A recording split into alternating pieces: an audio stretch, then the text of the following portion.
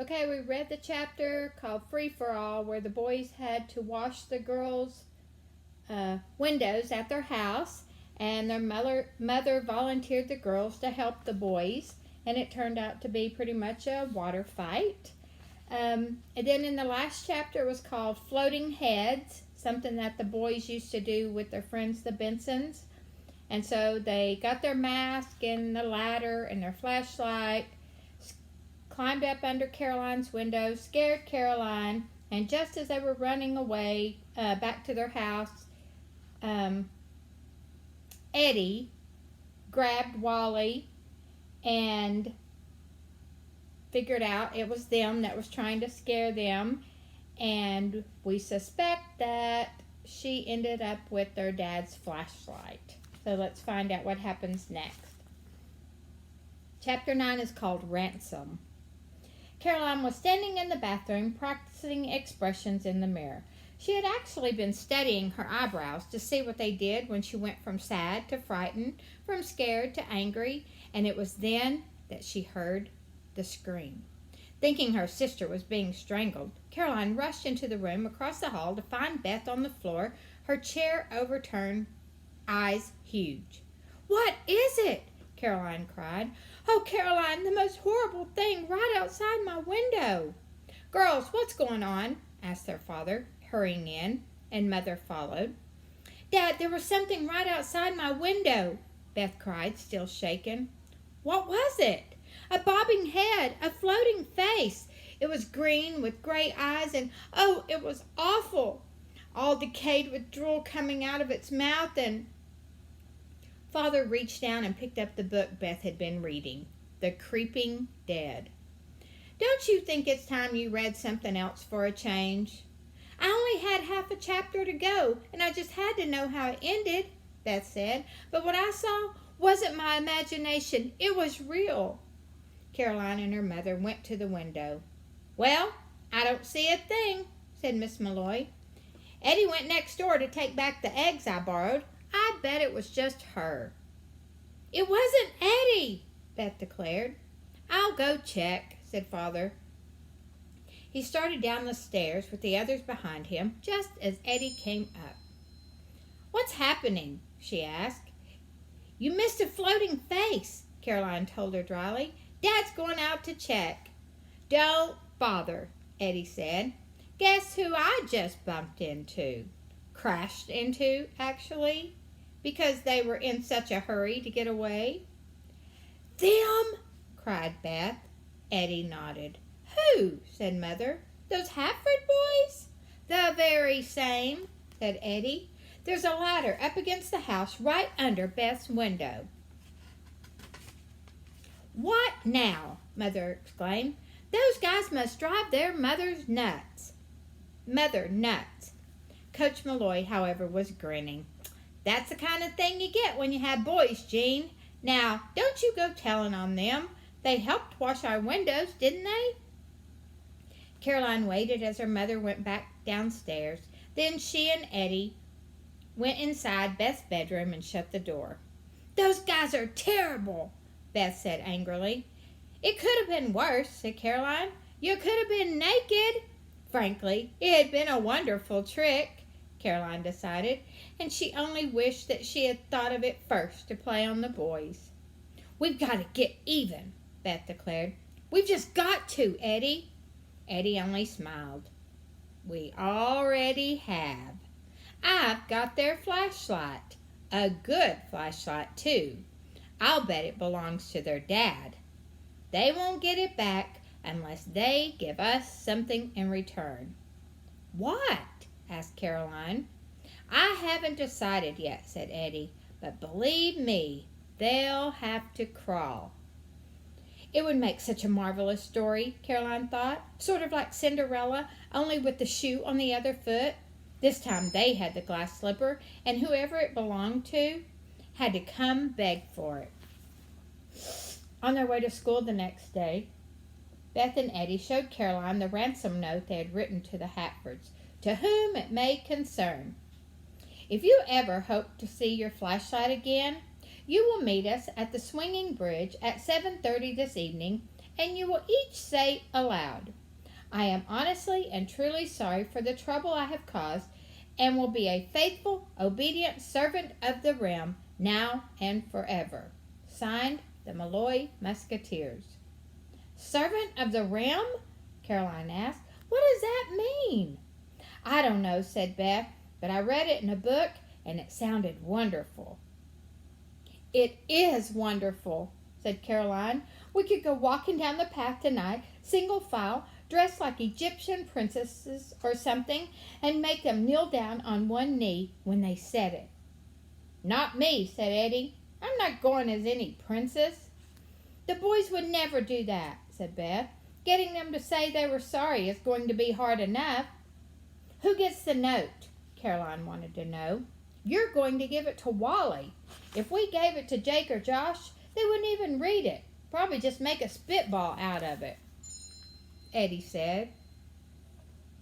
Caroline could hardly wait to get to class. When the bell rang, she went to her room, however.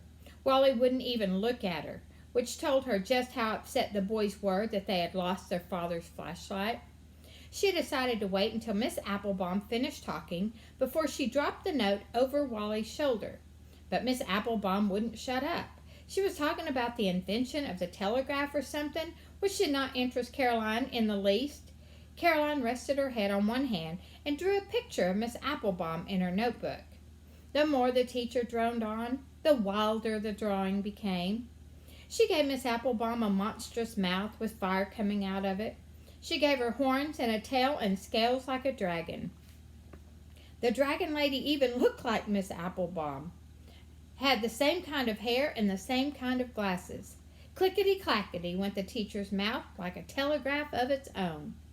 Wally raised one hand to go to the bathroom, and Miss Applebaum nodded that he could go. Now, thought Caroline, while he was out of the room. She waited until Miss Applebaum was looking the other way, then quickly leaned forward and dropped the note onto Wally's desk. When Wally came back, Miss Applebaum was still carrying on, and Caroline was busily drawing claws on the teacher's hands and feet. She saw Wally's head bend down over the desk as though he were looking at something, saw his arms move slightly as though he were unfolding a piece of paper, and then she watched his ears turn from pink to red. A few minutes later, a small piece of paper came flying over Wally's shoulders and landed on her notebook. Caroline opened it. Malloy Musketeers, it said. Drop dead. The telegraph led to the telephone and the phonograph, and Caroline felt she could not stand it another minute. This time she raised her hand to be allowed to go to the restroom, and when the teacher nodded, she tiptoed out. Once in the hallway, she gave a big sigh of relief. The girls' restroom was on the other side of the auditorium, and Caroline did a risky thing. Instead of going around, she opened one of the great doors to the darkened room, took the 4 steps up onto stage, and walked out to the middle. Staring up at the rows of seats before her, goosebumps rose on her arms. Someday, she was sure, she would be here, with light shining down on her, in a gorgeous costume, and she would dazzle the people of Buckman as they had never been dazzled before. She walked to the very edge of the stage and whispered to the audience, "A faithful and obedient servant of the realm, now and forever." It sounded wonderfully mysterious and romantic. With that done, she crossed over, went down the steps, and out the door on the other side. All heads were bent over desk when Caroline came back into the room, and as she went down the aisle to her seat, Miss Applebaum said, "We are all writing a paragraph about what we think is the world's greatest invention, Caroline." Thank goodness the lecture was over, Caroline thought, and she reached for her pencil. When she looked down at her notebook, however, she realized that the picture of Miss Applebaum was gone. There were little bits of paper around the 3 metal rings, as though a paper had been quickly snatched away. Her heart leaped. She stared up at the teacher, wondering if Miss Applebaum had come by and taken it. But the teacher seemed completely undisturbed. Caroline stared at the back of Wally's head. He had taken it. He must have. When he came back from the restroom and walked by her desk, he must have seen what she was drawing. And somehow, when she was out of the room herself, he had managed to turn around and take the drawing. When the papers were collected 15 minutes later, Caroline was not even sure what she had written. And on the way out the door to recess, she poked Wally in the back. "You give me my paper or else," she said angrily. Wally just smiled. "Meet me at the swinging bridge at 7:30 this evening and crawl down the path on your hands and knees," he said, and headed for the door. Caroline was beside herself. This was blackmail. Beth and Eddie would never forgive her for doing something so stupid. It was a horrible day, and as soon as school was out, Caroline charged out the door like a hornet and told Eddie and Beth what had happened. The Hatford boys had already headed for home and were looking at the girls over their shoulders, laughing and hooting as they went. When Caroline and her sisters reached the swinging bridge, Caroline was too angry to go home, too angry to speak almost. She stood glaring after the Hatford boys as they went up on the porch of their house and slammed the door. And then she saw something else. Clothes drying on the clothesline in back of their house. "Wait here," she told Beth and Eddie. She marched right up on the Hatford's lawn. Without looking to the right or left, she stalked around to the back, grabbed a pair of jockey shorts off the clothesline, then ran for her life as the boys came out on the porch and stared. Waving the jockey shorts high in the air, she tore across the swinging bridge, Beth and Eddie behind her, and didn't stop until they were safely in their house and up in Caroline's room. "Wonderful," said Eddie. "I'll show them all around school," Caroline declared. "I'll tell everyone in my class they're Wally's. How are your Munsingwares today? I'll ask him. He and his brothers won't get back their flashlight or shorts until they return my drawing of Miss Applebaum and get down on one knee and apologize." The phone rang. I'll bet they want to exchange things right now," Beth said, giggling, as the girls dashed out in the hall. "They can't even wait until evening." Caroline picked up the phone. "Malloy Musketeers, Caroline speaking." There was a short pause at the other end, and then a man's voice said, "Caroline, this is Mr. Hatford across the river. I wonder if you would mind returning my briefs." All right, chapter 10 is Siren's Song. Wally, Josh, Jake, and Peter stood as still as cement as their father made the phone call. Mr. Hatford turned around with his phone in his hand. "She says she'll return my briefs if you return her paper, Wally. Do you know what she's talking about?" Wally nodded and then swallowed. "Tell her I'll return the paper if she returns the flashlight." Mr. Hatford spoke into the phone again. "He says he'll return the paper if you return the flashlight. Don't ask me what's going on around here. I'm only their father. Okay, 5 minutes from now on the bridge. He'll be there." Wally's father put down the telephone and looked at the boys. "That wouldn't be my flashlight she's talking about, would it?" Wally nodded still again. "Is this what goes on in the afternoon when I'm not here? People run off with my flashlight and shorts. I get home early for the first time in a couple of months, and what do I see? Some girl leaving our yard at 60 miles an hour waving my underwear in the wind." "Yeah, she's the crazy," Peter explained soberly. "Well, if you've got something of hers, Wally, you get on out to the bridge and give it back.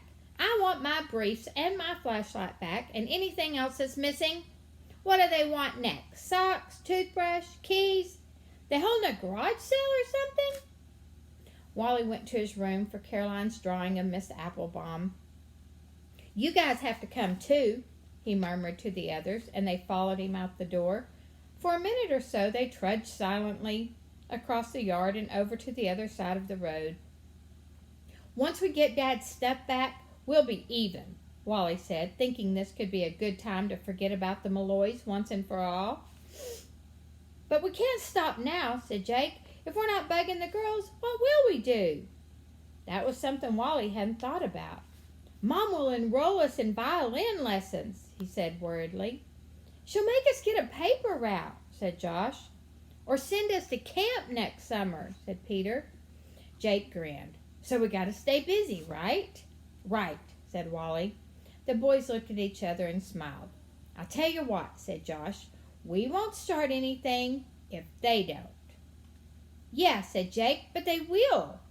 Caroline and her sisters were coming across the bridge. Wally knew that his dad was back on the porch watching, and he wasn't about to do something dumb like float Caroline's paper over the edge of the cable railing. Caroline's face was red. He had never seen her embarrassed before, but he was looking at it now. Here's your paper, he muttered. Yeah, and here's your stuff, said Caroline, and handed him a sack. Eddie and Beth looked daggers at all four boys together. You better check that sack, whispered Josh as the boys turned and started back again. They probably took the batteries out of the flashlight. Wally looked in the sack. Everything was there. He checked the flashlight, 2 batteries, 1 bulb. He took out the briefs and turned them over.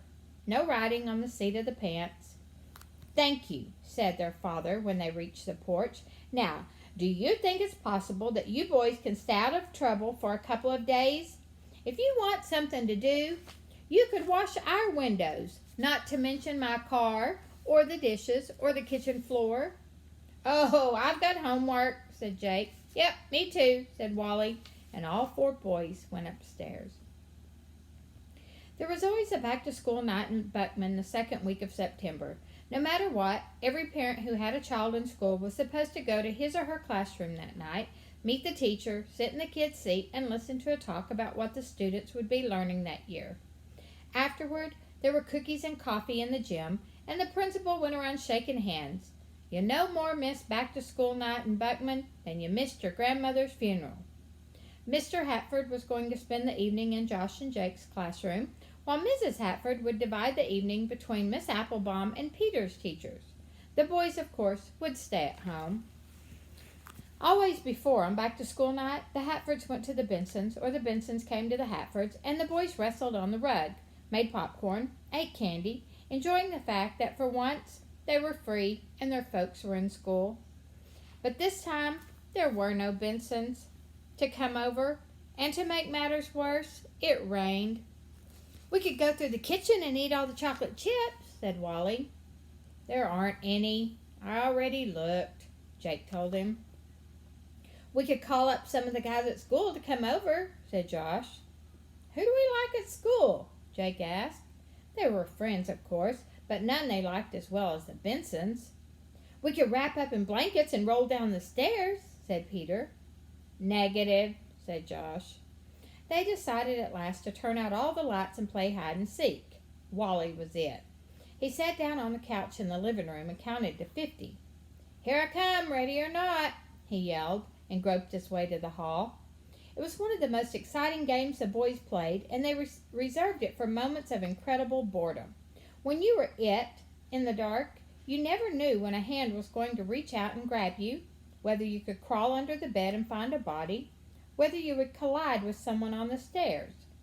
He heard a soft thud from somewhere, but wasn't quite sure if it was up or down, in or out. It had to be in, though, because outside was off limits.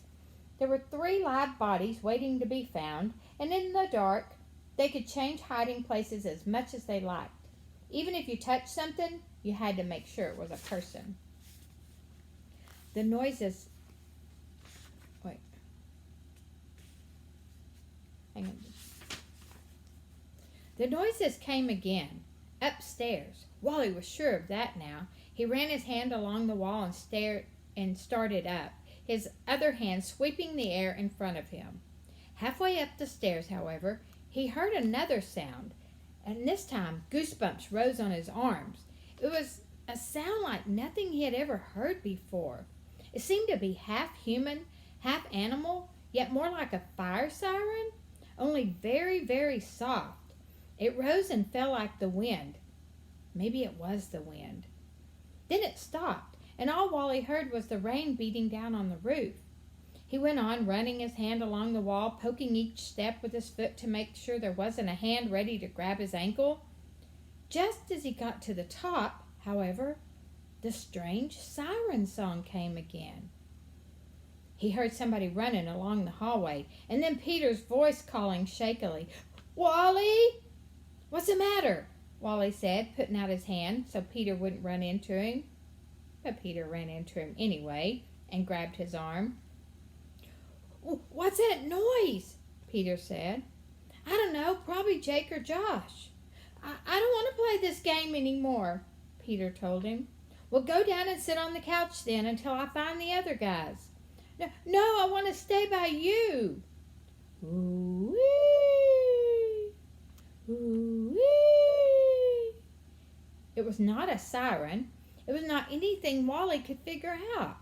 "Josh, cut it out," he yelled. "It's not me," came a voice from one of the bedrooms. "What the heck is it?" "It's Jake, I'll bet." "Turn on the lights," Peter begged. "No, we can't until we find Jake. That's the rule." Ooh-wee, ooh-wee. Footsteps downstairs. "Hey, what are you guys doing?" came Jake's voice. "Who's singing that song?" It was not Jake. 3 sets of feet went flying down the stairs, the boys tumbling and rolling until Wally and his brothers lay in a heap at the bottom. Any ideas who's making that sound? Guess we'll find out tomorrow. Thanks, guys.